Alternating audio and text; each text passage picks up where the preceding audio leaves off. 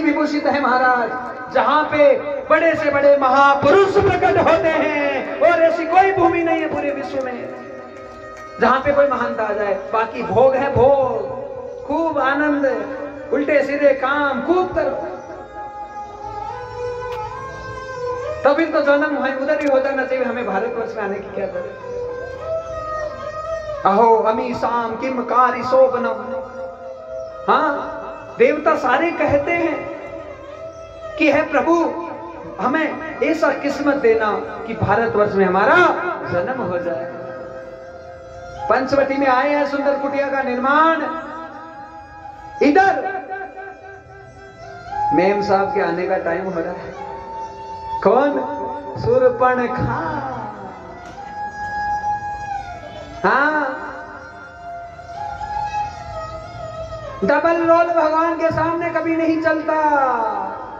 अरे तुम छली हो, तुम कुटिल हो, तुम कामी हो, तुम बेकार से बेकार हो, लेकिन जैसे हो वैसे के वैसे जाके भगवान के सामने खड़े हो जाओ। डबल रोल मत दिखाओ कभी भी ठाकुर जी को। शूर्पणखा डबल करके आई, ऊपर तो लिपा पोती। हाँ, और पहले 2 टाबरों की मार के मैं कुंवारी।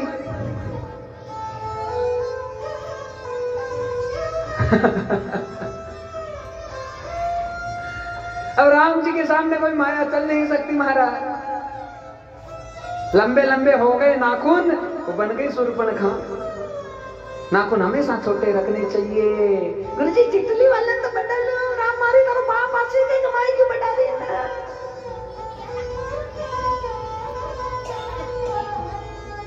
बुरा मत मानना, पर मानो तो 100 बार मान लेना, हमारे कोई फर्क नहीं पड़ता। हाँ, नाखून जिसके बड़े उसका पेट कभी साफ नहीं होगा, उसके बाल धोले हो जाएंगे बहुत जल्दी, वाइट पूरा महाराज। और दुनिया भर की परेशानी शरीर में बनी रहेगी, क्योंकि नक्श सबसे बड़ी बीमारी है। इस बीमारी को क्यों लगा के रखते हो? कोई फायदा नहीं इसमें। और फिर हरा, नीला, काला महाराज बहुत नुकसान है। नाखून काटो अपने, छोटे छोटे नाखून रखने चाहिए। जैसे नाखून बढ़े नाखून काटो, बहुत बड़ी गंदगी है ये। क्या है? स्किन डेड हो जाती है। हाँ, अब तुम्हारे बाल 2 निकलने लग जाए, 2 मुंहा, तो फिर तुम क्या करती हो? चलो ब्यूटी बाल cut cut cut cut cut cut, 2 मुंहा हो गए गुरुजी, नहीं चलेगा। अब 2 मुंहा तुम्हारे बाल नहीं चलते हैं, क्योंकि तुम्हें पता है तुम्हारे बाल खराब हो गए हैं। तो ये नाखून तो महाराज एकदम बेड स्किन है, इसे क्यों रखते हो? काट के नक्की करो। हाँ, और आज चंपावती तुमने बढ़ाए हैं, तो तुम्हारी जो बेटी हो रही है प्रेमवती, वो पहले देख के हरा नीला काला करेगी।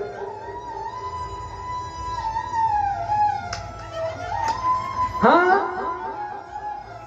लो महाराज, अब तुमने ऐसे किया तो वो आगे 11 साल की बेटी, मम्मा ये क्या है? ये बेटा वही है, ले तो भी लगा ले थोड़ी सी।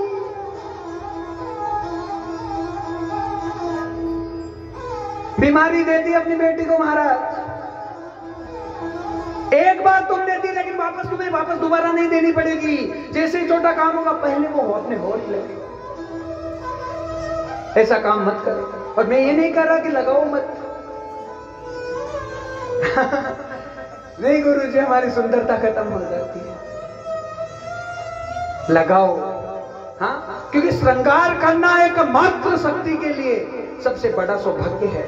जो माता एकदम तैयार रहती है, परिपूर्ण रहती है, ओटी पेरी रेव है, विकी हमेशा मान मर्यादा भगवान रखे है महाराज। हाँ, तो हमेशा तैयार हो ही रहना चाहिए। अच्छा वस्त्र धारण करे, अच्छा पहने, अच्छा सजे, ये सब चीजें होनी जरूरी है। पर रोजी नहीं, सुबह उठता नहीं चाहिए, जहाँ होट रखवाड़ा अब गुंडा दिखाते होते।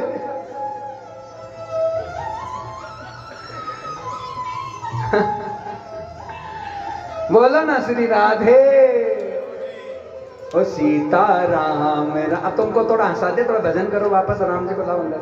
ओ सीताराम राम राम सीता राम राम राम सीता राम राम राम सीता राम राम राम सीता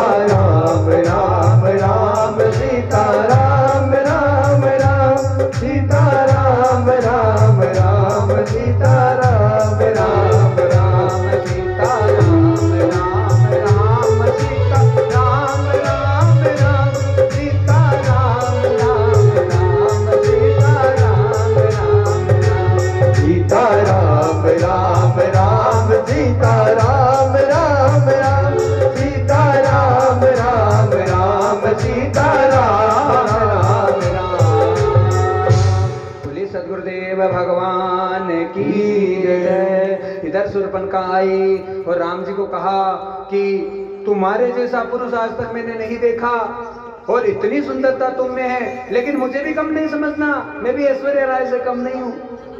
खुद की खुद तारीफ कर रही है। हाँ, और पहले से विवाह हो रखा, कह रही मैं कुंवारी हूं और तुमसे महान कोई नहीं, मुझसे महान कोई नहीं, आ जाओ मिल जाए दोनों, ब्याह कर लो।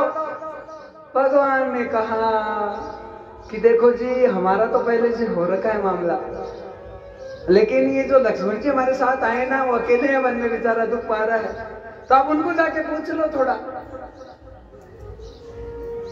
जो बात राम जी को कही होगी वही बात उसको कह दी।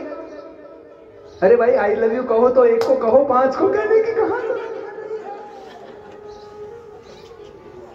हाँ, सही है गलत है बताओ? ये कोई खेल तो है नहीं। I love you, I love you, hello, I love you, hello, hello. एक जने को कहे तो चले, लेकिन 10 जगह आई लव यू हो जाए तो मामला गड़बड़ हो जाता है। लक्ष्मण जी को भी जाके वही बात कही। मुझे थोड़ी हंसी आ रही है, बोलो सीताराम भगवान की, बोलो राधे। महाराज लक्ष्मण जी को कहा कि तुमसे सुंदर कोई है नहीं, मुझसे सुंदर कोई है नहीं, मैं तुमसे विवाह करना चाहती हूँ। लक्ष्मण जी ने कहा डट जा, और लक्ष्मण जी ने सीधे निकाली तलवार और नाक और कान से वंचित कर दिया, निकाला, खरदूषण के पास में गई। सब लीला है भगवान की और कुछ नहीं। खरदूषण आए, भगवान का युद्ध हुआ, खरदूषण का संहार हो गया। उसके बाद में शूर्पणखा रोती रोती किसके पास है? रावण के पास। हाँ, और रावण को जाके कहा कि वो जो वनवासी आए हैं उन्होंने मेरा ये हाल कर दिया, तुम ऐसे बैठे हो। रावण बड़ा शक्तिशाली था, अपनी माया को रचने लगा और कहां गया? मामा मरीचि के पास गया।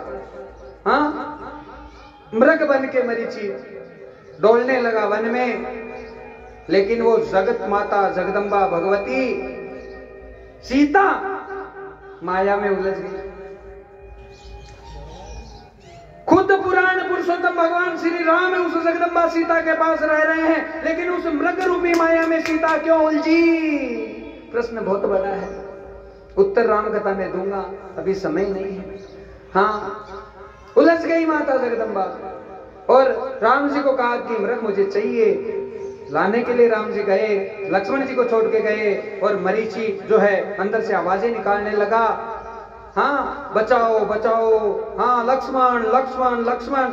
सीता जी व्याकुल हो गई कि राम जी के ऊपर, और लक्ष्मण जी कह रहे हैं उनके ऊपर क्या संकट आएगा, कुछ आ ही नहीं सकता।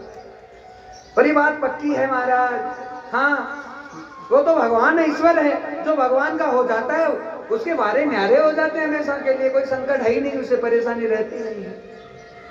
महात्मा दुखी होता है तो दूसरों के लिए होता है कि बस किसी और के आंसू अपने हाथों से पहुंचे, उसका काम होता है, उसकी मर्यादा होती है। आज लक्ष्मण जी चले गए, रेखा खींची, कहा सीता माता को बाहर मत जाना, लेकिन रावण का भेष बनाकर भिक्षा लेने के लिए आया और सीता जी का हरण करके चला गया। जाने लगा, जटायु भिड़ गया रावण से, जटायु रावण का युद्ध हुआ, जटायु नीचे गिरा, लेकिन जटायु महान हो गया। क्यों हुआ? क्योंकि राम की सेवा करते करते आज उसके प्राण निकल रहे हैं। मेरे भाई बहन, हाँ, इस चीज को अपने जीवन में ग्रहण करो मातृशक्तियों, भद्र पुरुषों, कि यदि जीवन में कुछ मिले, हाँ नौकरी मिले तो मेरे गोविंद की नौकरी मिले, भगवान की नौकरी मिले। मैं कहता हूं एक बात पूरे विश्वास से, तुम केवल सेवा करना चालू करो भगवान की, फिर तुम्हारे पास कहां से पैसा आएगा, कहां से रुपया आएगा, क्या होगा, कैसे होगा, सब लीला अपने आप हो जाएगी। उस चीज की कहीं चिंता करने की आवश्यकता नहीं है। बस सेवा धर्म को हाथ में लेने की आवश्यकता होती है, मुख में भगवान के नाम को लेने की आवश्यकता होती है। भगवान के नाम में इतनी ताकत है कि महाराज सब कुछ यहाँ धरती पे झुक जाता है।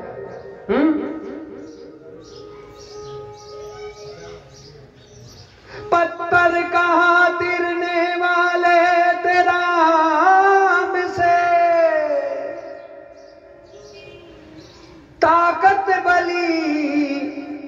एक यही हनुमान ने बताया रास्ता, राम नाम लिखो। जब लिखा राम का नाम पत्थर पे, तो तर गया पत्र समुद्र में। बोलिए सीताराम भगवान की जय। आप गाते हो ना, राम से बड़ा राम का नाम बड़ा है महाराज, उस नाम में ताकत है सबका। इधर जैसे ही राम जी लक्ष्मण जी आए तो वहां सीता माता नजर नहीं आई। और महाराज केवल क्या है, भगवान माया रस्ते हैं, प्रभु के कुछ नहीं लगता। वो मनुष्य के शरीर में आके रोने की एक्टिंग करते हैं, मनुष्य के शरीर में आके हंसने की एक्टिंग करते हैं, मनुष्य के शरीर में आके तरह तरह की लीलाएं दिखाते हैं, केवल मनुष्य के शरीर में आते हैं। वो भगवान का अभिनय है, एक्टिंग है। एक्टिंग क्या है? एक्टिंग है, प्रभु की एक्टिंग है हमारा।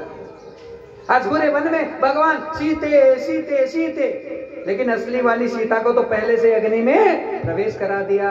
असली सीता का कोई हरण कर सकता है क्या उस भगवती जगदम्बा का? हाँ, वो तो नारायण की है, तो नारायण की रहेगी महाराज। लीला अद्भुत हुई महाराज। आज जो है, जैसे जटायु को देखा भगवान व्याकुल हो गए, आंखों में आंसू आ गए। महाराज जो भगवान के लिए छोटा सा भी बलिदान कर देता है वो निहाल हो जाता है। आज जटायु को गति कौन सी मिली?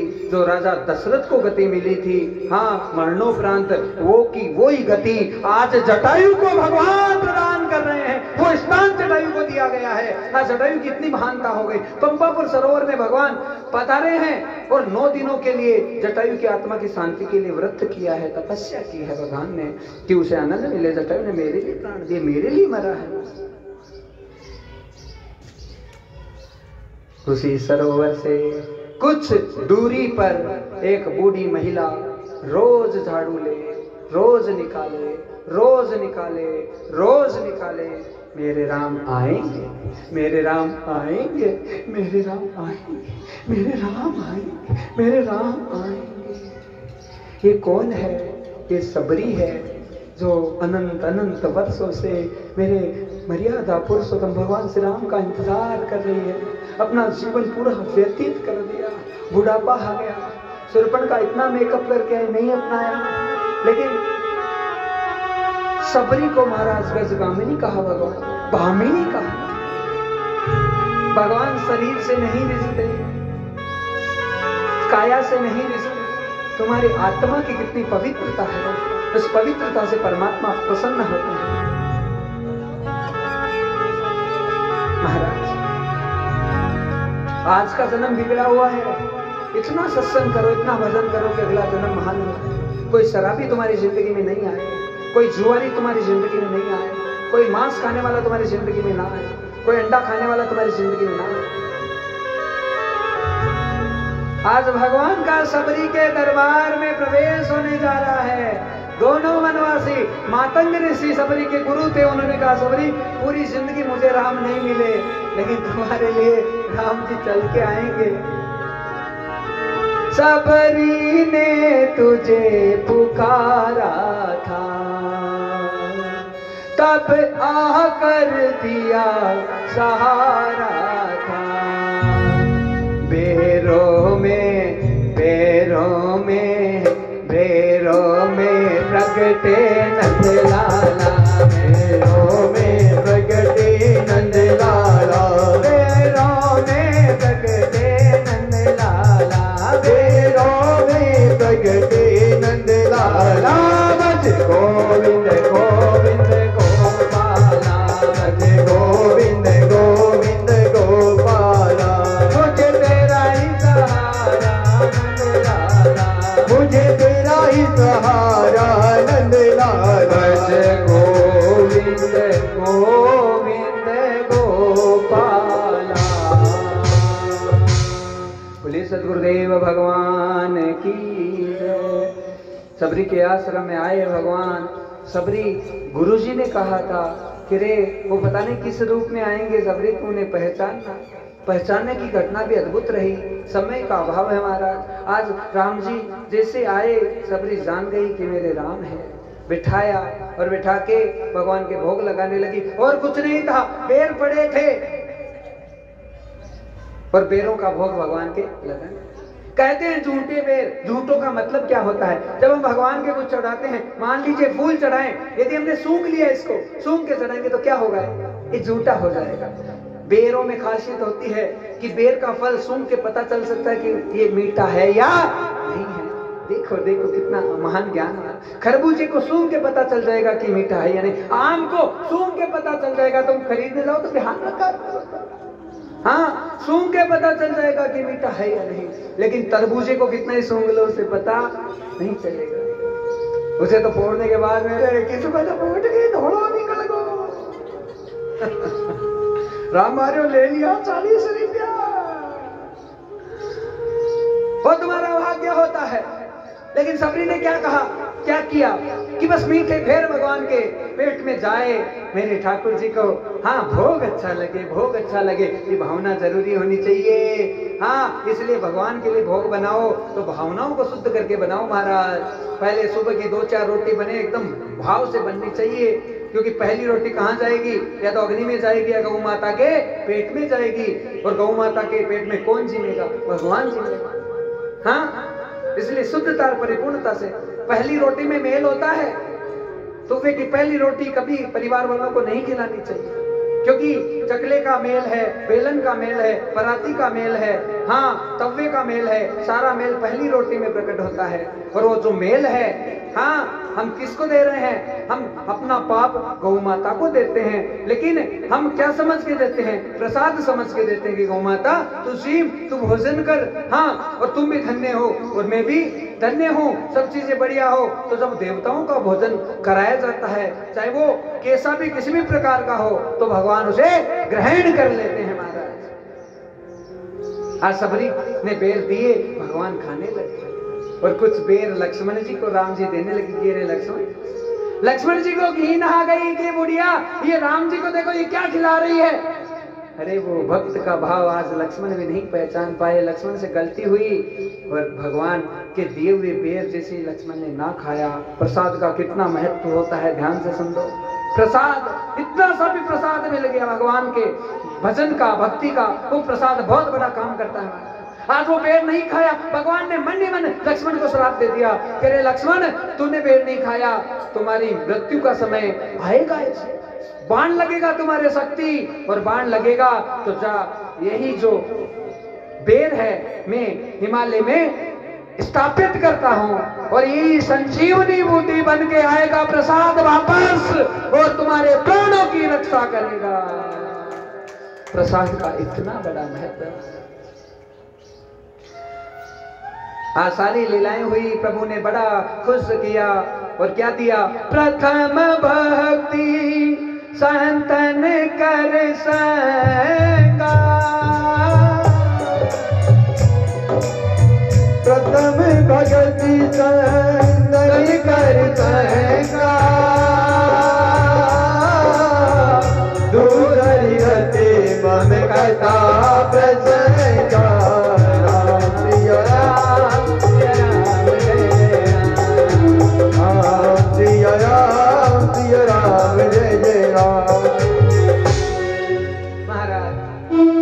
पहली भक्ति संतन कर संगा, दूसरी रतिमम कथा प्रसंगा।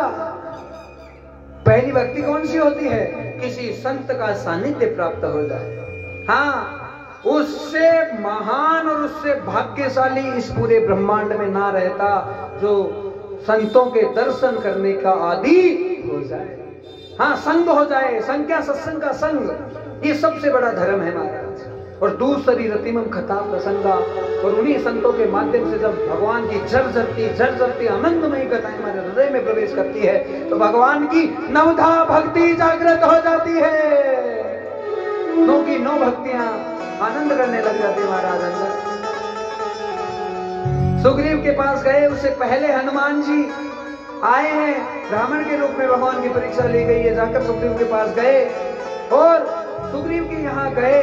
उसके बाद में लीला हुई कि भगवान ने बाली का बंद कर दिया।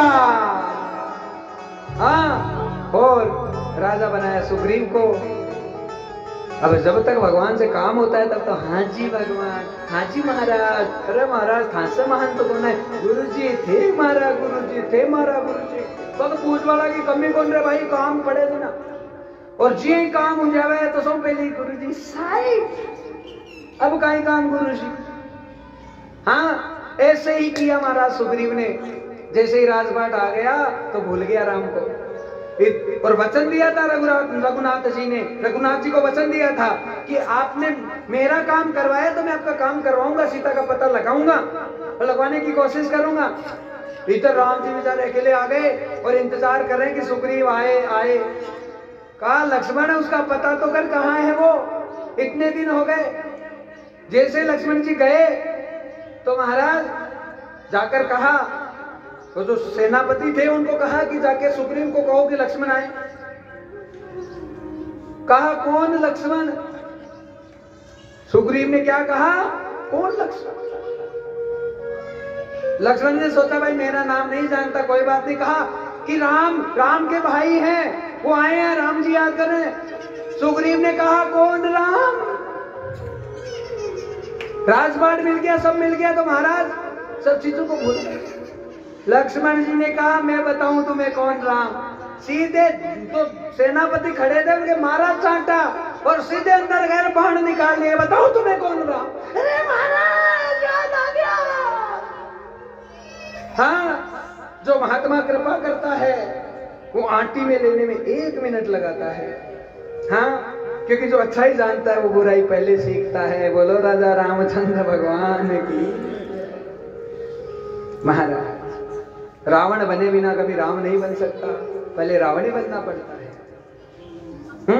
क्योंकि हम रावण ही होते हैं, हमें काम क्रोध मद लोभ मोह मत्सर अहंकार सब जागृत रहते हैं। जब धीरे धीरे भगवान की तरफ बढ़ते हैं तो ज्ञान का पुंज है, जब हमारे नाभि पटल पर प्रकट होता है तो उसके बाद में वो रावण ही राम के स्वरूप में आकर प्रकट हो जाता है। बोले ठाकुर जी महाराज की जय। हनुमान जी गए, लंका पर चढ़ाई की और विभीषण जी की स्थिति देखी, वहां पे तो नए आंसू आए हैं हनुमान जी के कि रे विभीषण तू धन्य है। ऐसे रावण के यहाँ पे जहाँ राम का नाम भी निषेध है, यहाँ पे बैठ के तुमने राम राम किया है, इसलिए विभीषण तुम्हारा डंका निश्चित रूप से सब जगह बजेगा। सीता माता का पता लगाया। हाँ, और कुछ निशानी सीता जी की लेकर आए, राम जी को दिया। इधर सारी तैयारी होने लगी, समुद्र को लांघ कर लंका में जाना है, लेकिन सबसे बड़ी परेशानी, और यहीं से रामेश्वरम धाम की स्थापना होने वाली है। बोले रामेश्वरम महादेव की। समुद्र को भी अहंकार हो गया था, रास्ता ना दो, रास्ता ना दो, रास्ता ना दो। भगवान ने इतना तप किया और तप करने के बाद में बल का प्रयोग करना पड़ा प्रभु को। समुद्र आकर कहा, रास्ता बता दिया, ऐसे ऐसे करना है। हाँ, मार्ग बता दिया प्रभु को, लेकिन प्रभु को पता है कि रावण का यदि अंत करना है तो हमारे ओमकार शिव को मनाना ही पड़ेगा, क्योंकि रावण है शिव का भक्त है, और रावण को दिवस में करना है तो पहले शिव की कृपा चाहिए, नहीं तो रावण वश में नहीं आ सकता। आज संकल्प लिया गया, नवरात्रि का समय चल रहा है, भगवान ने नवान पारायण करने का निश्चय कर लिया है। और पार्थिव शिवलिंग की देखो रोंग खड़े होते हैं महाराज। एक छोटा सा मिट्टी का ढेला भी बनाकर पूजा करने लग जाएं, लगातार चल रही है तो उस शंकर के रूप में प्रकट हो जाता है। भाव सुंदर है। तो हाँ महाराज, पार्थिव शिवलिंग का निर्माण किया गया भगवान के द्वारा, विप्रों के द्वारा प्रतिष्ठित करवाया गया उसे, और 9 दिनों तक अद्भुत अर्चना, वंदना, स्तवन, भजन, श्रवण सब कुछ प्रभु के द्वारा किया गया। और उसका परिणाम ये हुआ कि जैसे ही नवान पारायण पूरा होने का समय आया, नवरात्रि का नवमी का तिथि, और उसी समय जो है महाराज भगवान शंकर उसी शिवलिंग के माध्यम से साक्षात राम जी को दर्शन देने के लिए प्रकट हो गए। हरे श्री राम, जय हो तुम्हारी, जय हो, जय हो, जय हो। प्रभु मैं तुम पे क्या कर सकता हूं, लेकिन तुम्हारे भाव पूरी दुनिया को, पूरे ब्रह्मांड को संदेश देने के लिए आपने मेरी पूजा की। प्रभु आपके पास में ऐसा कौन सा वर्चस्व नहीं है कि आप रावण को नहीं मार सकते, लेकिन आपने हर स्थिति में मर्यादा का पालन किया है, हर स्थिति में समाज को सीख दी है, समझ दी है। आज मैं प्रकट हुआ प्रभु, क्या बोलिए। तो भगवान ने कहा जानते हो उस दुष्ट का अंत करना है। शंकर जी ने कहा मैं बिल्कुल नहीं चाहता उस दुष्ट को, मेरा इतना सा भी प्यार नहीं है उससे, प्रेम नहीं है, लेकिन बल के वसीभूत, छल के वसीभूत उसने मुझे फंसा दिया। जो लंका थी सोने की वो किसकी थी? वो पार्वती माता की थी। लेकिन रावण है शंकर जी के यहाँ ब्राह्मण बनकर उनकी पूजा पाठ करने जाता था तो दक्षिणा में मांग ली कि दे। गौरी ने कहा दे तो दूंगी, लेकिन इसमें आग भी नहीं लगाऊंगी, तो चिंता मत कर। हाँ महाराज, आज शंकर जी ने कहा हे राम, तुम्हारा कोई काम अधूरा रह नहीं सकता ब्रह्मांड में। मैं आया हूं तो बस दुनिया के लिए सबसे बड़ा ये संदेश है कि तुम राम हो और मेरे लिए ईश्वर हो, और मेरी ईश्वर के रूप में पूजा करते हैं। भगवान कहने लगे कि नहीं आप ईश्वर हो। हाँ, और इधर शंकर जी ईश्वर राम को बता रहे हैं, राम जी ईश्वर शंकर जी को बता रहे हैं। तो कहा तुम राम हो और तुम मानते हो कि तुम्हारे ईश्वर के स्वरूप में मैं प्रकट हुआ हूं, तो राम और ईश्वर दोनों को जोड़कर रामेश्वरम धाम के रूप में मैं यही विराजित होऊंगा। और संसार में जितने भी तीर्थ व्रत हो जाएंगे, जब संपूर्ण तीर्थों से निवृत्ति का समय आएगा तो गंगा जी का पानी जब तक मेरे शिवलिंग पर लाकर नहीं चढ़ाया जाएगा तब तक कोई यात्रा पूरी नहीं मानी जाएगी चार धाम की। ये घोषणा की प्रभु ने। और कोई भी जो शत्रु से परेशान है, हाँ शत्रु पर विजय प्राप्त नहीं हो रही है, मृत्यु का आतंक उसके माथे पे बैठा हुआ है, उन भक्तों की रक्षा करने के लिए मैं इस रामेश्वरम धाम में हमेशा के लिए विराजित रहूंगा। बोले रामेश्वरम महादेव की।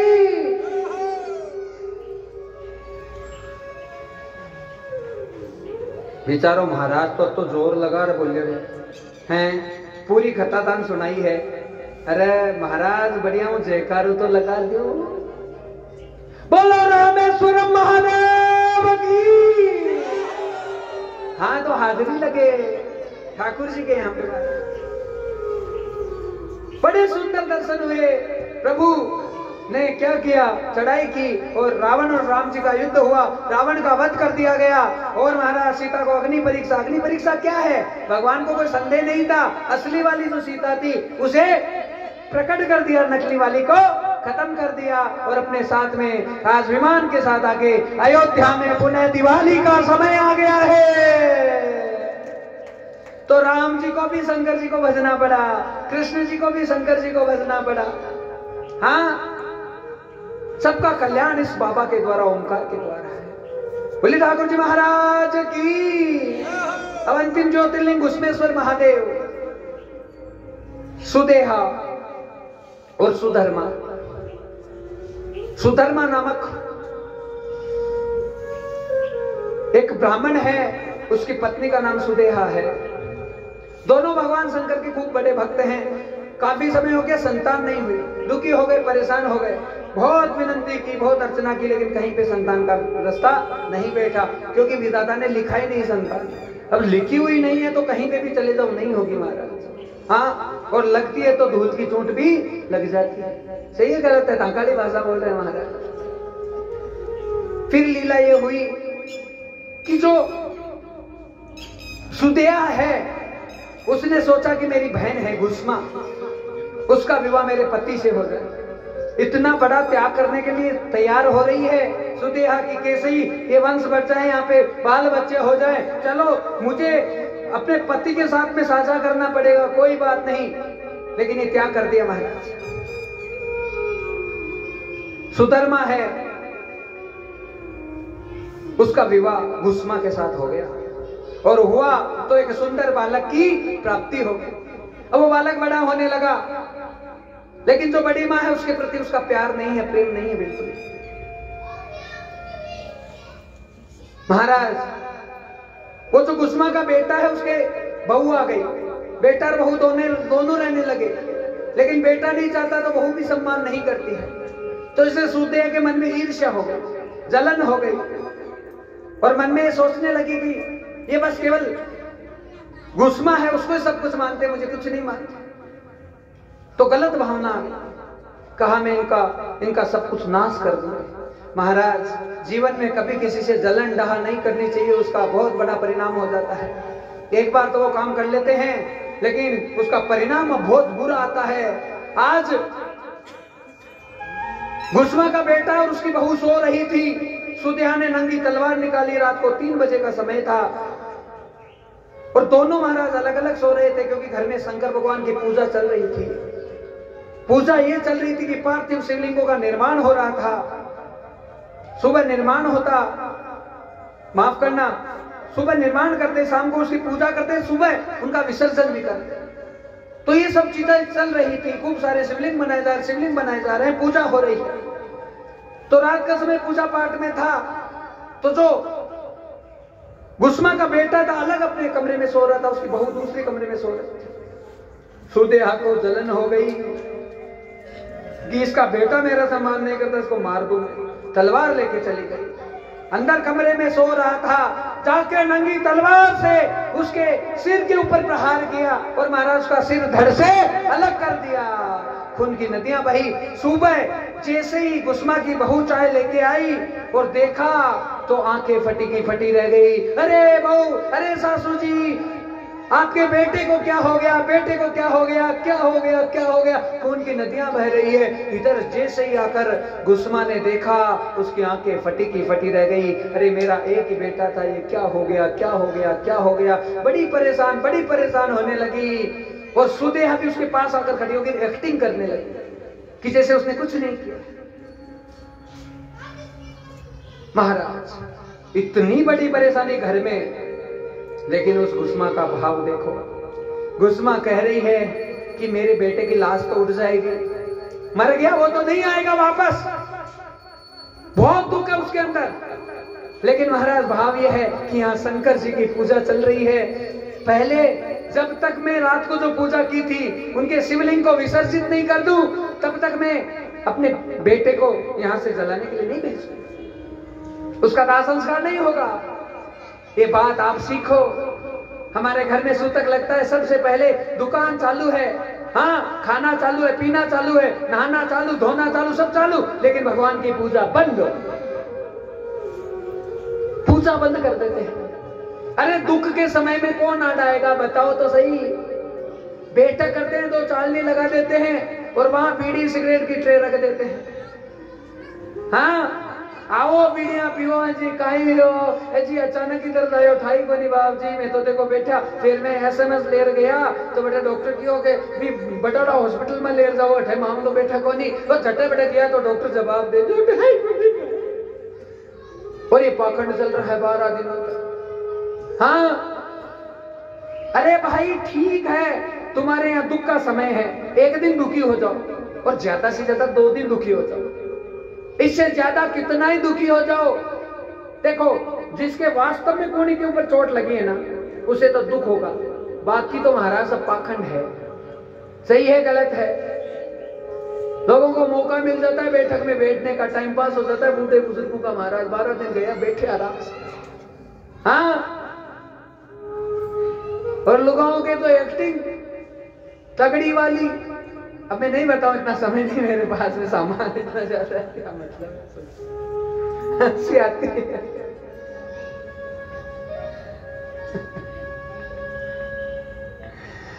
पूरा पाखंड प्रपंच चल रहा है महाराज, पूरा पाखंड। और उसी समय बैठे बैठे, चलो ठीक है, तुम दीपक नहीं जला रहे हो मंदिर में, कोई बात नहीं, तुम हाथ नहीं लगा रहे, लेकिन बैठे बैठे अपने मन के भजन तो कर सकते हो ना, वो तो जारी रह सकते हैं। अपने मन के भजनों को तो खत्म नहीं करना चाहिए। अंदर ही अंदर वहां राम करें, हरि कीर्तन करें, कुछ करें अच्छा तो बढ़िया हो जाता है। क्योंकि दुख आया है तो दुख से निकालेगा कौन? भगवान निकालेगा।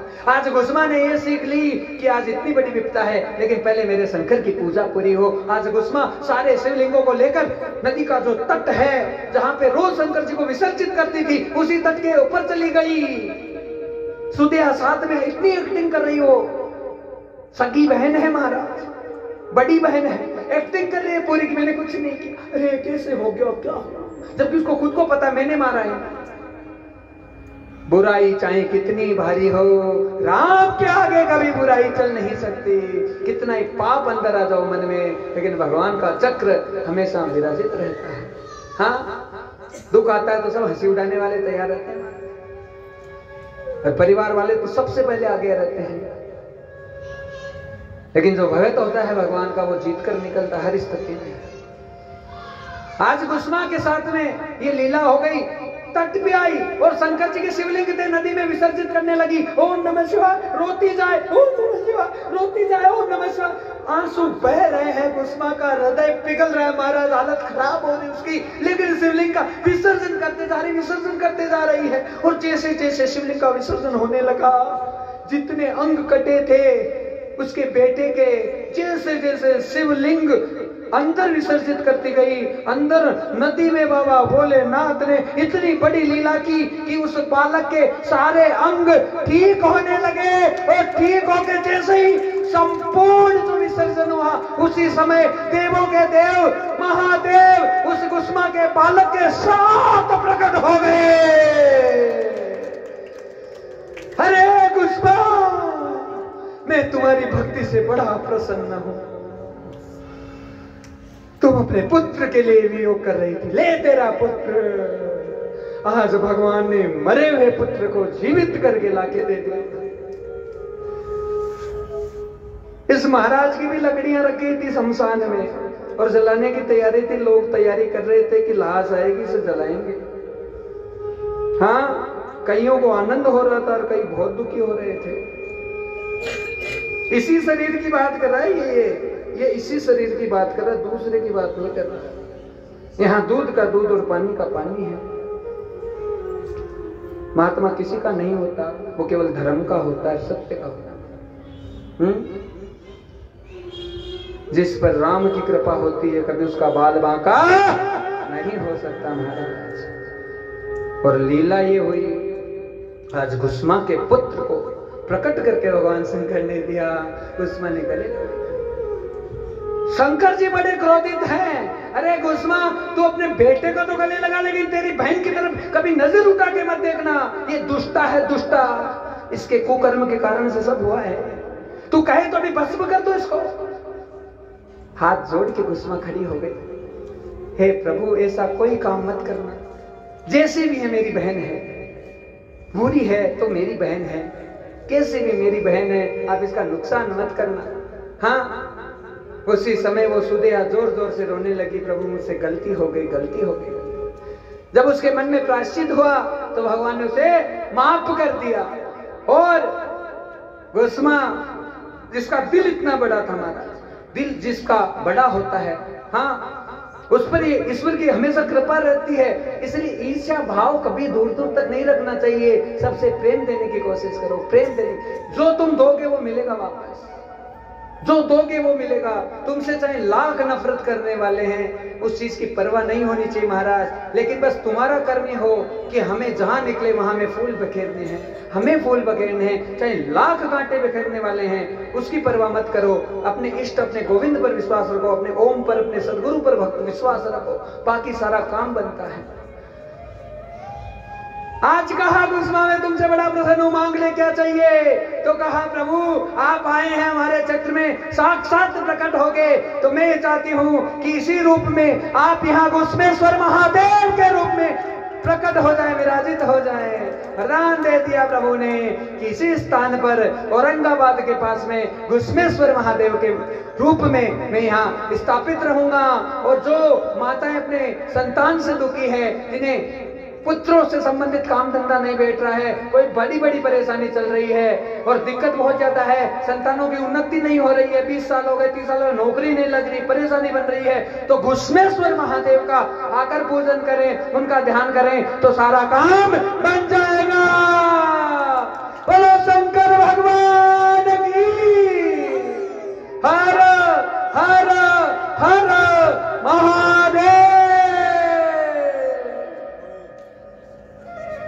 12 ज्योतिर्लिंगों के दर्शन कर लिए महाराज।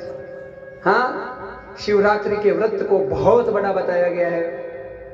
हाँ, भील की कथा आती है कि भील था, बहुत संक्षिप्त में सुनाना पड़ेगा because don't have the time right now. और मुझे पता है कि तुम बार बार घड़ी देखती हो तो फिर मेरे भी ऐसे हो जाता है कि हाँ, जानता हूं एक बात को कि बैठे बैठे घुटने जुट जाते हैं, ये है। लेकिन ये मत समझना 700 का 28, हाँ 28 से लेके 30 घंटे तक तुम यहाँ महाराज के सामने बैठी हो ना, तो इतना ये वादा हो रहे हैं व्यासपीठ से कि कम 30 साल का सुख तो मैं तुम्हें जरूर दूंगा। बोले गोविंद भगवान की जय। गोविंद के दरबार में दिया हुआ समय कभी व्यर्थ नहीं जा सकता महाराज, क्योंकि तप में बहुत ताकत होती है। एक अनुष्ठान भी गुरु जी करते तो बहुत बल लगता है। व्यासपीठ से बोलने का मतलब पहलवानी करना है। हाँ, बहुत ताकत, बहुत शक्ति चाहिए, अंतर आत्मा में बहुत बल चाहिए। You have to generate the great power, then you can speak out something like that. Otherwise, not possible. संभव नहीं है हमारा। तो जो भील की कथा है, भील है जो निर्दोष पशुओं को मारता है, लेकिन क्या करे, वो अपने परिवार का गुजारा कर रहा है, उसकी गलती नहीं है क्योंकि सब भूखे हैं, क्या करे। शिवरात्रि का दिन है, बेल के पेड़ के ऊपर चला गया, चढ़ गया, एक हिरण दिखा, हिरण के ऊपर बाण तान, हिरणी बेचारी रोने लगी, अरे मुझे मत मार, हाँ मैंने तो कुछ बिगाड़ा नहीं आपका। और जहां पे भील चढ़ा है उसके नीचे शिवलिंग है, और शिवरात्रि का दिन चल रहा है। शिवरात्रि के जो रात्रि होती है शिवरात्रि की, हाँ उसके 4 प्रहर की पूजा का बहुत बड़ा महत्व होता है महाराज। शिवरात्रि के दिन व्रत करना, शिवरात्रि के दिन बेल पत्र चढ़ाना, शिवरात्रि के व्रत को बहुत बहुत बहुत उच्चता प्रदान की शिव महापुराण ने, और ये व्रत जरूर करना चाहिए। लेकिन आलू की सीरे के साथ में, गाजर के हलवे के साथ में, पकौड़े के साथ में नहीं करें। सुबह से लेके शाम तक भूखे।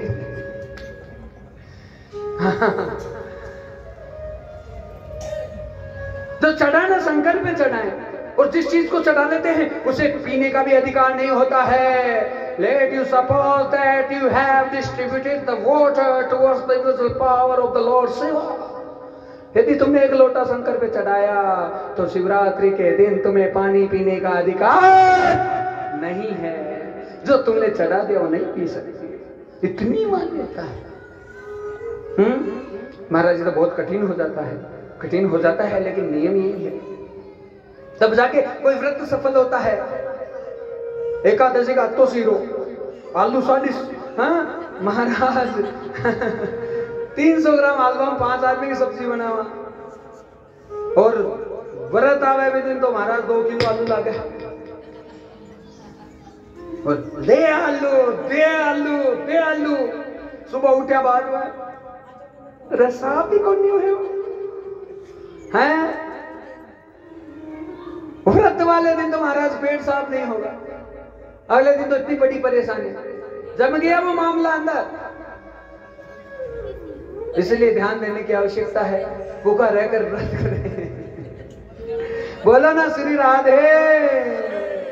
देखा ढोकरी बहुत उदासी तो बहुत हंस लगी। हाँ अरे माता जी सोने नहीं रहने देगा महाराज उदास, इसलिए हंसना सीखो। देखो सुनो सुनो सुनो, माए तो बराबर हो गली का हिसाब से, और माँ का तो 1000 लाख रूप है। प्रधान एक बात बतावा, खट्टे भी बैठा करा तो हमेशा हंसर बैठ लो, खुश सूर बैठ बाकी। अरे मारे तो माथो, अरे हमारी बीजड़ी के तो बुखार, अरे हाँ तो सारे दिन आप यही करता रहना, नहीं मिला अपन। और एक आप देखो, ओ माता जी सुनो, आज स्तुति हो रही है, महाराज की बढ़ाई कर रहे हैं, क्योंकि काल बालाजी का रूप में मैं गयो बेटा, कोई दूसरो कौन बैठे हो। बोलो बालाजी महाराज की जय। हाँ ये महाराज बैठे आ बेटा।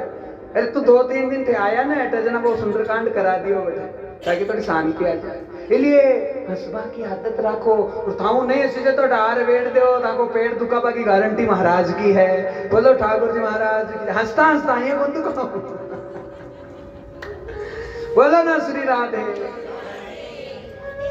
मुस्कुराहट है जीवन तेरा और मुस्कुराहट है सारे जग का।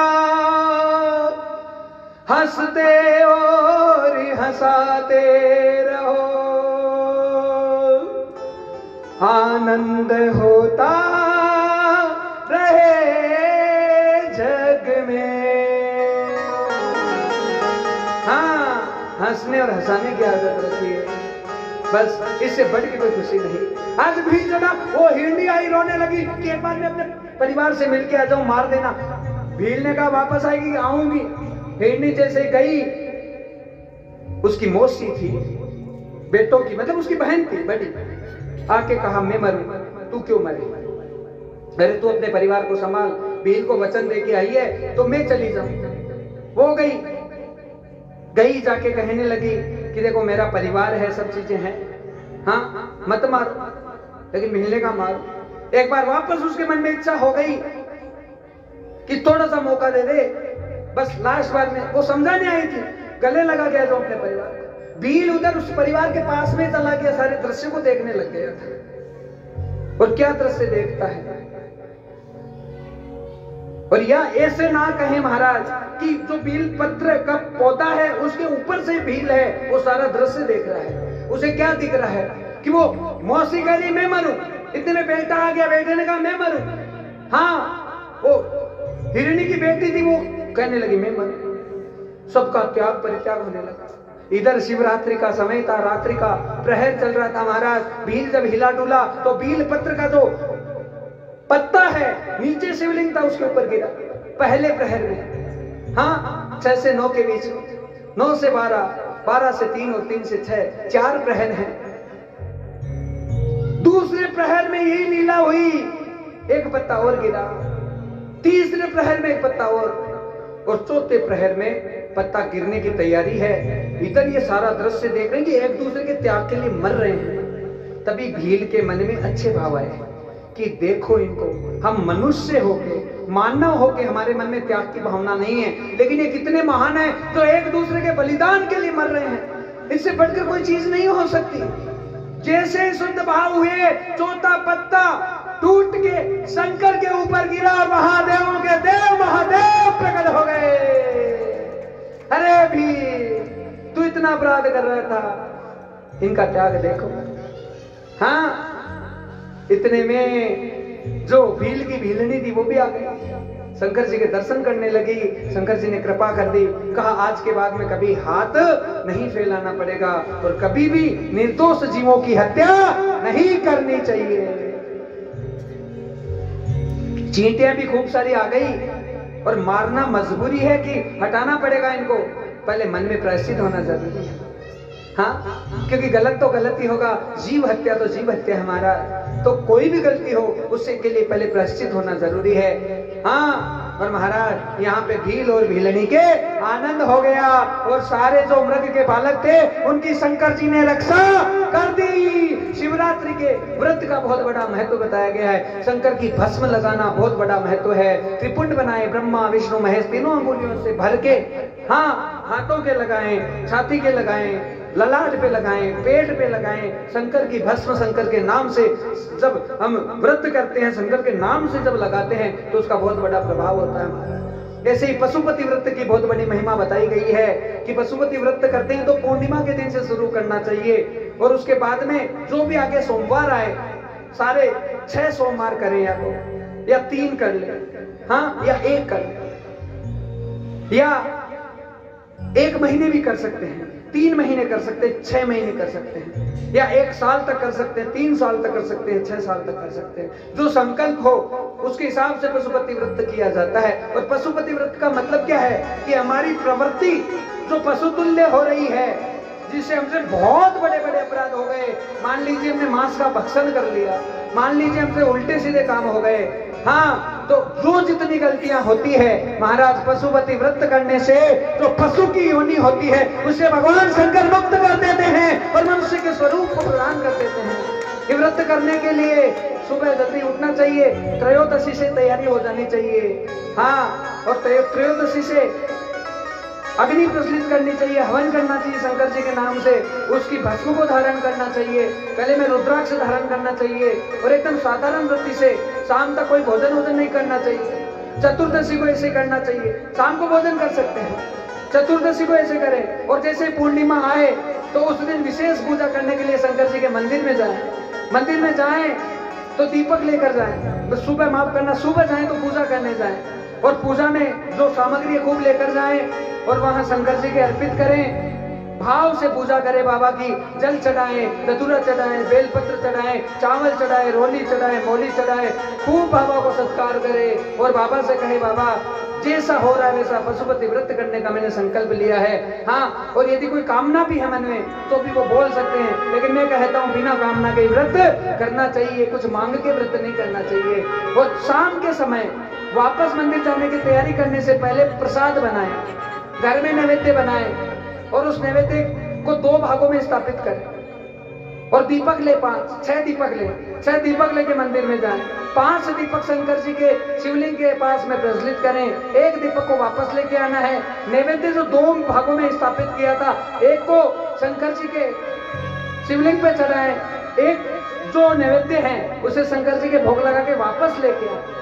घर में घुसे तो उससे पहले जैसे दरवाजा है, दरवाजे के ऊपर जो दीपक आप लेकर आए उसे प्रज्वलित कर, उस दीपक को प्रज्वलित करके अंदर घुस जाए।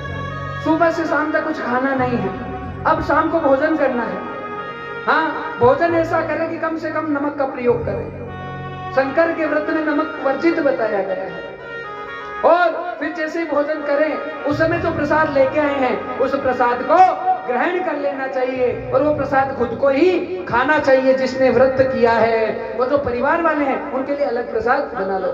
मान लो परिवार में 2 बहनें हैं, हाँ, ये आदमी भी व्रत कर सकते हैं, मातृ शक्ति है वो भी व्रत कर सकती है, कोई भी कर सकता है इसको। और जैसे 2 बहनें हैं या 2 आदमी व्रत कर रहे हैं तो जो नैवेद्य हैं दोनों का अलग अलग बनाना पड़ेगा। एक नैवेद्य नहीं चलेगा कि एक नैवेद्य से काम हो जाएगा, दोनों के लिए अलग अलग नैवेद्य बनाना पड़ेगा। और भी इसके बारे में कोई विशेष जानकारी चाहिए व्रत के बारे में तो कथा होने के बाद में, या हम तो आपकी सेवा में ही हैं, जबकि आपकी इच्छा हो आप पूछ सकते हैं। बोले शंकर भगवान की। रुद्राक्ष का बहुत बड़ा महत्व है। रुद्राक्ष किसी सिद्ध महात्मा के द्वारा लेना चाहिए। रुद्राक्ष गले में धारण करें, हाथ में धारण करें, हाँ कर सकते हैं महाराज, या रुद्राक्ष को घर में भी रखें तो भी बहुत शुभ होता है। लेकिन हर जगह से रुद्राक्ष खरीद के नहीं लाना चाहिए, वो उसकी मर्यादाएं हैं। बीमारी आए, परेशानी आए, रुद्राक्ष का पानी पीना चाहिए, जल पीना चाहिए, उससे बहुत आनंद हो जाता है। गायत्री मंत्र का शंकर की कथा में बहुत बड़ा महत्व है। गायत्री मंत्र एक विप्र को कभी भी अपने मुख से जोर से उच्चारित नहीं करना चाहिए, इसलिए महाराज मन में गायत्री मंत्र बोलेंगे। आप भी गायत्री मंत्र का ध्यान कर लीजिए, मन में गायत्री मंत्र बोल लीजिए।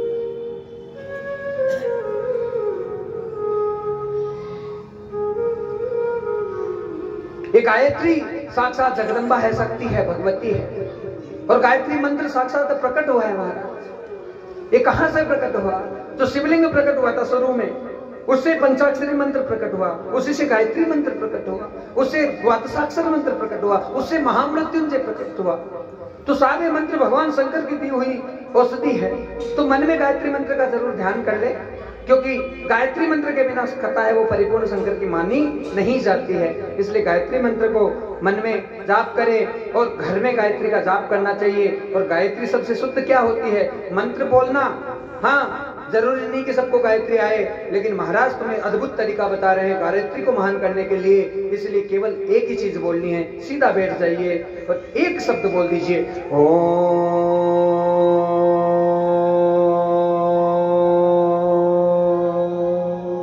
आंख बंद रखिए, ओम।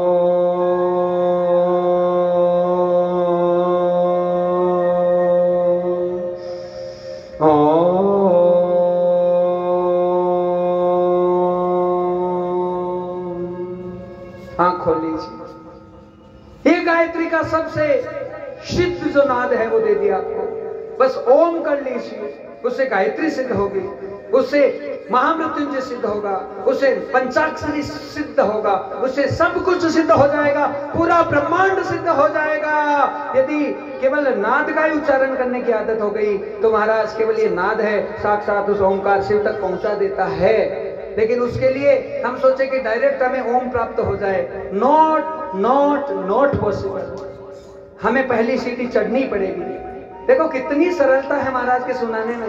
दूसरी सीढ़ी चढ़नी पड़ेगी, तीसरी सीढ़ी चढ़नी पड़ेगी। हाँ, ये अंतिम पड़ाव है जहां तक पहुंचना है। और जिसकी पहुंच ओम तक हो गई, महाराज जी समझ लीजिए वो ईश्वर पर ब्रह्म परमपिता परमेश्वर की गोदी में बैठने का अधिकारी हो जाता है। बोले शंकर भगवान की। तो बड़ा ही आनंद कथा में हुआ और बड़े आनंद के साथ में ज्योतिर्लिंगों की कथा का श्रवण और संपूर्ण कथा है वो विश्राम की तरफ बढ़ गई है। महाराज आनंद के साथ में हमने कथा का श्रवण किया, बहुत उल्लास हुआ, बहुत आनंद हुआ। और आगे आने वाला समय विधाता ने इतने पुण्य महाराज के उदय कर दिए हैं, इतने पुण्य आपके उदय कर दिए हैं, इतने पुण्य संपूर्ण इस क्षेत्र के उदय कर दिए हैं कि आने वाले समय में इस शिवाणी के द्वारा आनंद और मर्मपूर्ण तरीके के साथ में लगातार और निरंतर प्रवाह से हम ऐसे ही कथाओं का श्रवण करते रहेंगे और अपने जीवन को इतना महान बना लेंगे, इतना महान बना लेंगे जिसकी कल्पना नहीं कर सकते। अब तुम ये कह सकते हो बड़े फक्र से कि इस गली में यदि रहते हो तो ये बैकुंठ धाम से कम नहीं है। और मानते हो बैकुंठ धाम तो अंडा निकाल दो घर से। मानते हो बैकुंठ धाम की यहाँ कोई राम बेटा है तो शराब की बोतलों को फेंक दो उठा के। मानते हो कि यहाँ पे कोई राम, कोई मर्यादा, कोई तपस्वी, कोई महात्मा यहाँ पे विराजित है तो महाराज अंडा मांस के कभी हाथ मत लगाओ, अपने जीवन को शुद्ध करो और ये सोचो कि हम साक्षात राम जी के चरणों में हैं और यहाँ से साक्षात हम सब मिलकर बैकुंठ धाम की यात्रा करेंगे। ये यहाँ तक जब तक लीला हो रही है महाराज, उसके बाद में हम जरूर जब हमारा शरीर छूटेगा तो हम एक जगह ही मिलेंगे, क्योंकि कोई ना कोई यदि कनेक्शन ना होता तो ना तो महाराज यहाँ पे होता और ना आप होते। इन्हीं सभी शुभकामनाओं के साथ में ओम नमः शिवाय। और कथा जो श्री ठाकुर जी महाराज को अर्पित है, समर्पित है। मुख्य यजमान भी श्री भगवान को ही बनाया, गोविंद को बनाया और उन्होंने ही सारी कथा का संचालन किया है, संवहन किया है। जितने भी दैनिक यजमान जुड़े पूजा से उनको खूब खूब साधुवाद, और जिन्होंने भी कथा में कुछ सहयोग किया है उनको खूब खूब साधुवाद। और जिनकी और भी भावनाएं कुछ सहयोग करने की इच्छा है, चढ़ाने की, करने की, तो वो जरूर कर सकते हैं, उनकी भावनाओं के हिसाब से हैं। बाकी मांग के कोई ये बात नहीं कि जी हम भी सहयोग करें, नहीं करें। लो महाराज कहेंगे, महाराज कभी भी जब तक जीवित रहेंगे, सांस में प्राण रहेंगे, तब तक ये महाराज तो कभी धन के बारे में बोलने वाला नहीं है। महाराज आपकी भावनाएं बने उस हिसाब से आप अपने नाम का भी अनाउंसमेंट करा सकते हैं और वो आपकी इच्छा के ऊपर है। बोले सद्गुरुदेव भगवान की जय, भक्त वत्सल भगवान की जय, गोविंद भगवान की जय। अपने आसन को प्रणाम कीजिए और कथा है वो विश्राम पे चली गई है। तो आइए बड़े ही सुंदरता के साथ में एक छोटे से भजन के द्वारा और उसके बाद में आधा घंटे के लिए आज माँ भगवती का थोड़ा गुणगान रखा गया है, तो हम भजन करेंगे आधा घंटा। जिसकी बैठने की भावना हो वो जरूर बैठे। हाँ, आधा घंटा माता जी के भजन होंगे। आज अष्टमी है ना आज। अब कौन कौन रुकेगा वो हाथ खड़ा करो ईमानदारी। अरे जो जाने वाले वो जा सकते हैं, वो जबरदस्ती नहीं है। रुकने वाले कौन कौन है कैंडिडेट? हो 5-7 कैंडिडेट ही हो रहे। कोई बात नहीं, वापस आ जाना एक बार जाके। आधा घंटा भजन होंगे महाराज, है ना। बोलो सद्गुरुदेव भगवान की। नैनों को डमरू वाले का। आसन को प्रणाम कर लो और खूब खूब साधुवाद। जिन भक्तों ने जिस भावना से कथा सुनी उनकी समस्त मनोकामनाएं ठाकुर जी पूरी करे, इन्हीं आशाओं के साथ में। और श्री ठाकुर जी महाराज को यजमान बनाया भगवान, ऐसे ही इस दास को आप लोगों को आनंदित करने के लिए हमेशा व्यासपीठ पर सुशोभित करे। मुझे धन नहीं चाहिए, मुझे कथा चाहिए। बोले गोविंद भगवान की जय। नैनों को डमरू वाले का दीदार चाहिए, वो काशी रहने वाला भोलानाथ चाहिए।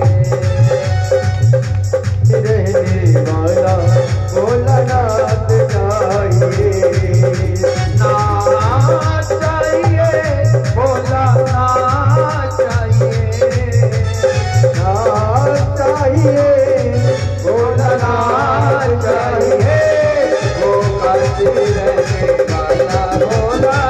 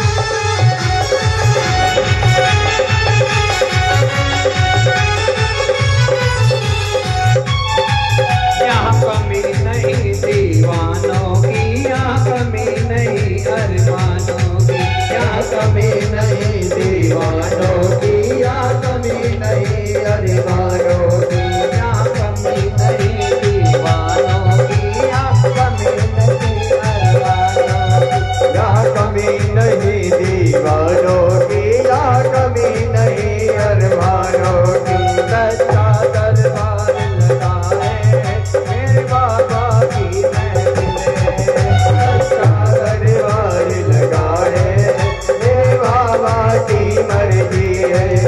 नैनों को डमरू वाले गाओ,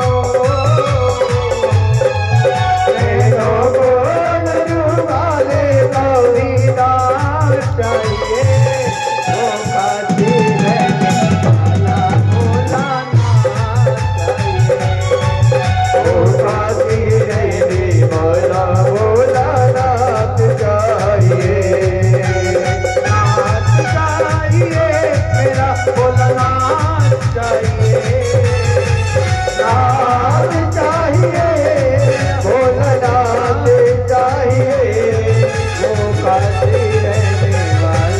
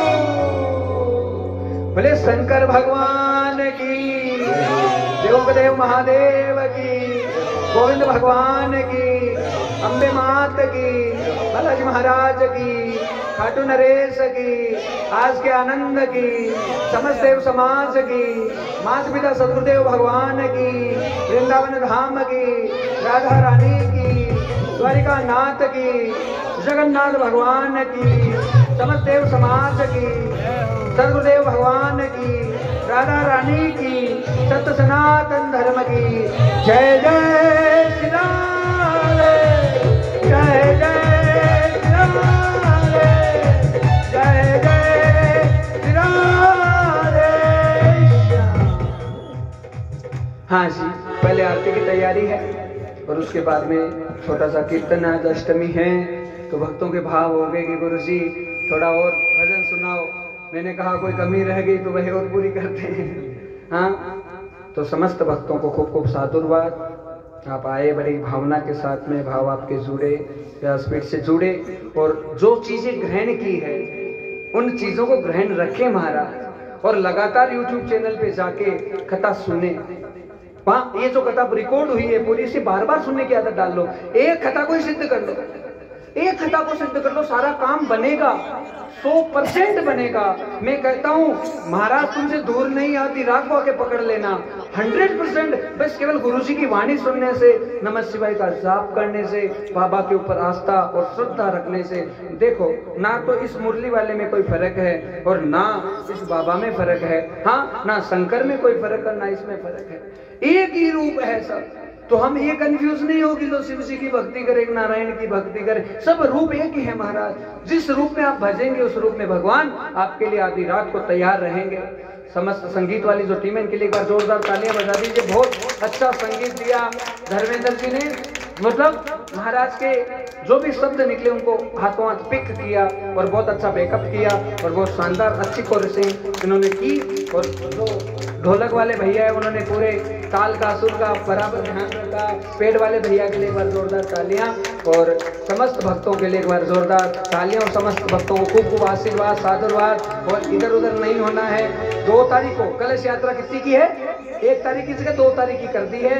2 तारीख को 1 बजे का टाइम है, लगभग 1:15 मतलब बोला है मैंने, लेकिन 2 बजे से कलश लेके आएंगे और जैसे ही विराजित होंगे सीधी कथा शुरू हो जाएगी। समझ गए ना? तो सब भक्तजनों को देवी कथा किसी हालत में नहीं छोड़नी है।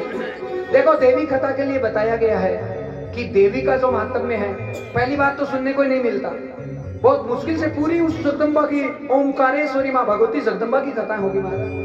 और उसको सुनाने वाला भी साधारण नहीं हो सकता तो सुनने वाले भी साधारण नहीं हो सकते। इसलिए माँ भगवती के चरणों में अर्पित हो, अर्चन करे, वंदन करे कि माँ ऐसी कृपा करना कि हमारे घर में 9 दिनों तक पूरी साफ सफाई शुद्धता रहे, कोई गंदगी हमारे घर में ना आए और बहुत प्यार और प्रेम के साथ हम आपकी कथा सुने। हो सके तो अखंड दीपक आप अपने घर पे भी चालू कर सकते हैं। 9 दिनों के लिए 9 दिनों के लिए व्रत कर सकते हैं। अनुष्ठान पूरा जैसे महाराज बैठे हैं, महाराज ने तो अन्न जल सब छोड़ रखा है और पूरे अप्रैल महीने में कुछ भी नहीं खाएंगे महाराज। हाँ बोलो ठाकुर जी महाराज की जय। केवल फल फ्रूट अन्न अंदर नहीं जाने देंगे। 1 मई को जाके पूरा जो व्रत है वो टूटेगा महाराज का, क्योंकि जब तक लगातार अनुष्ठान है। बोले गोविंद भगवान की। जब त्याग होता है, समर्पण होता है तो भगवान प्रसन्न होते हैं। तो आइए प्यार से आरती कर लेते हैं और उसके बाद में कीर्तन करेंगे।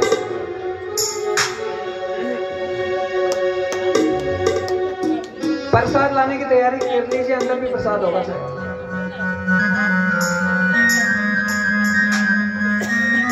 आरती बड़ी भाव से, प्यार से, प्रेम से सब मिलकर करें, आनंद के साथ।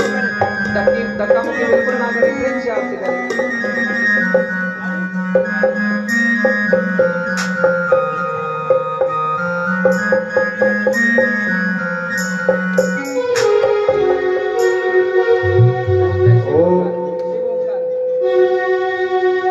ओम जय शिव ओंकारा, स्वामी हरि शिव ओंकारा, ब्रह्मा विष्णु सदा शिव, ब्रह्मा विष्णु सदा शिव, धारा ओ हरे हरे हरे महादेव।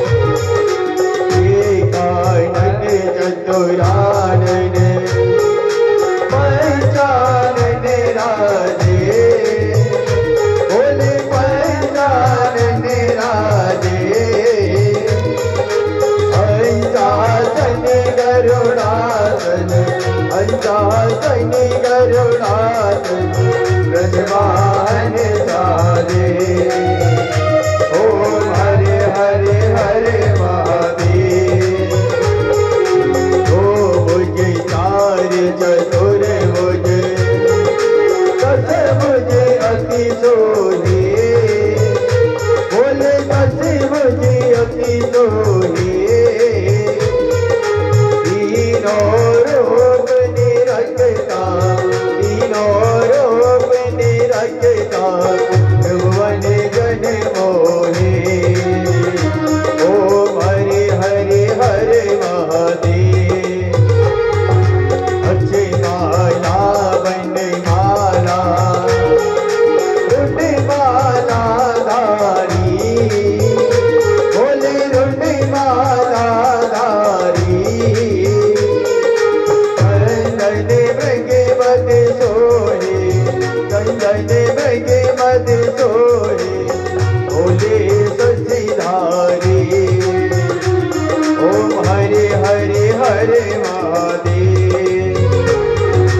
श्वेतांबर पीतांबर बागांबर अंगे, बोले बागांबर अंगे।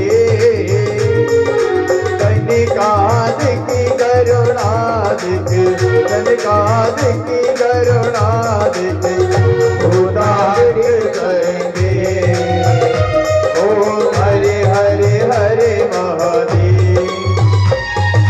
हरे के भज कमंडलो चक्रत सुल धरता, बोले चक्रत सुल धरता।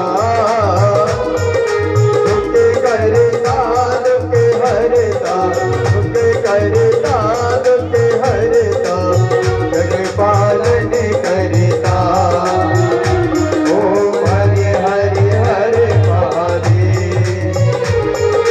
ब्रह्मा विष्णु सदाशिव जानत अविवेका, बोले जानत अविवेका।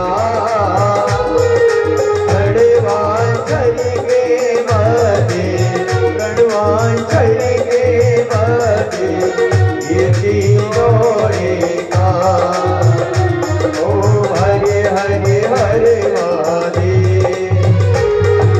काशी में विश्वनाथ विराजत नंदी ब्रह्मचारी, बोले नंदी ब्रह्मचारी। नित उठ भोग लगावत, नित उठ भोग लगावत, महिमा अति भारी। ओम हरे हरे हरे महादेव।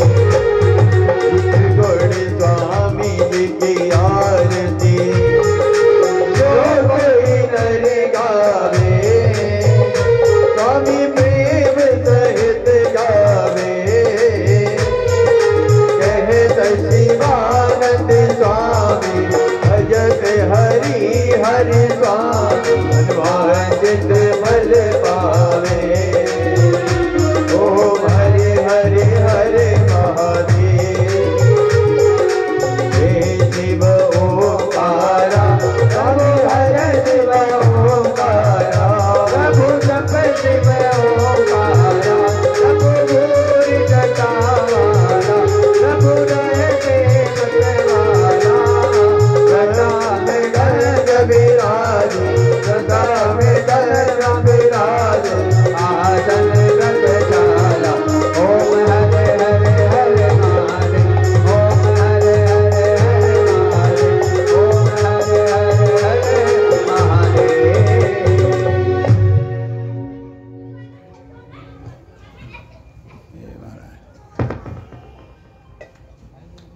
आरार्तिकरणं जलेन शीतलीकरणं कुर्यात् है। ओम द्योः शांति अंतरिक्षं शांति पृथ्वी शांति राप है शांति रोगदय है शांति वनस्पति है शांति विश्वे देवाः शांति ब्रह्म शांति सर्वं शांति शांतिरेव शांति सामा शांति रेति शांति शांति शांति सुख शांति भक्तुम सर्वारिष्ट शांति भक्तुम है।